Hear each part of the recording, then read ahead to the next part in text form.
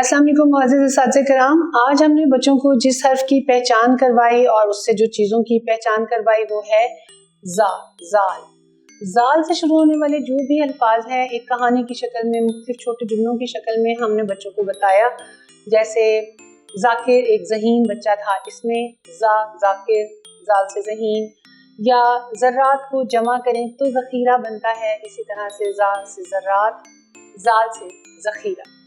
और बहुत से जुमले जो हम बच्चों से कह सकते हैं कि आपके ज़हन में क्या आ रहा है, कोई ऐसा लफ्ज़ जो जाल से बनता हो, जैसे कि मीठा जायका पसंद होता है, इसमें जायका, या कड़वा जायका है, फलां चीज़ का कड़वा, करेले का कड़वा जायका है, या कोई भी और लफ्ज़ जो जाल से शुरू हो, हम उसको बार बार दोहराएं और बच्चों को उसकी पहचान करवाएं।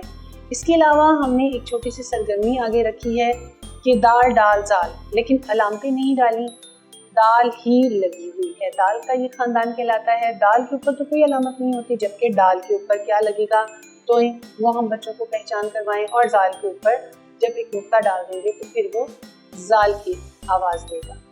देखने में दाल जैसे ही अल्फाज, ये दाल जैसे हरूफ लिखे जाएंगे, लेकिन अपनी अलामतों की वजह से ये मुख्तलिफ हो जाएंगे, इनकी आवाज़ें मुख्तलिफ हो जाएंगी, इनसे नए लफ्ज़ बनेंगे। दाल तोय के साथ और जाल नुक्ते के साथ। उन्हीं की मश्क लफ्ज़ों की करवाई, मुख्तलिफ चीज़ों की पहचान, हरूफ को आपस में जोड़ के लिखना, दाल के ख़ानदान की पहचान कि दाल हम सामने रख दें दाल और बच्चों से कहें कि इसमें दाल के ऊपर क्या अलामत है, अगर है तो डालें, अगर नहीं है तो रहने दें।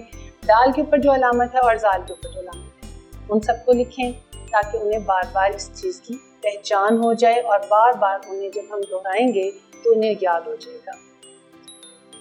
हमारा आज का ये सब तो यहीं पे ख़त्म होगा। लिंक आपको नज़र आ रहा है, उस पर तमाम रिसोर्सेज मौजूद हैं जो कि आपके लिए बहुत मुआविन मददगार साबित हो सकते हैं।